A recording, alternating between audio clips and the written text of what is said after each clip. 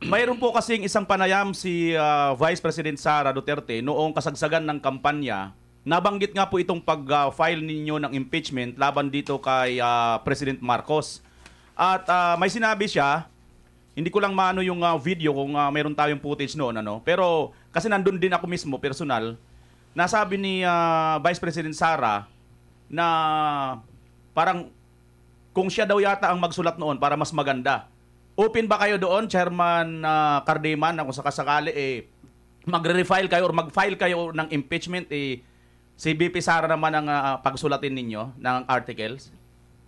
Well, siyempre, napakalaking karangalan para sa atin yun na mismong si Vice President Sara Duterte ang magda-draft at yun ang ipafile po natin sa Kongreso. Ang problema na lang po, kung laging a-absent yung Secretary General, edi i-declare nila na hindi pwede i-receive yung dokumento ng gobyerno. Okay. Teka lang, Follow up lang, sir. Follow up lang. Pwede follow up sa tanong ko kanina. Chairman Cardima, yung ano na lang, itutuloy nyo ba ito? Kung itutuloy, kailan po ninyo ito ipa-file? Sa 19th Congress ba o sa 20th Congress na? Yes, nung hindi po natuloy yung ating pagpa-file kasi wala yung taong sinasabi nila yun lang ang pwedeng mag-receive.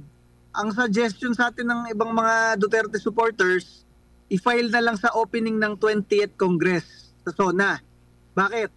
Kasi pag final daw natin ngayon, pag biglang nag-session yung Kongreso, may 2 linggo pa kasing session ng Kongreso, at tinakel nila at dinismiss nila, baka daw doon magsimula na yung 1-year ban.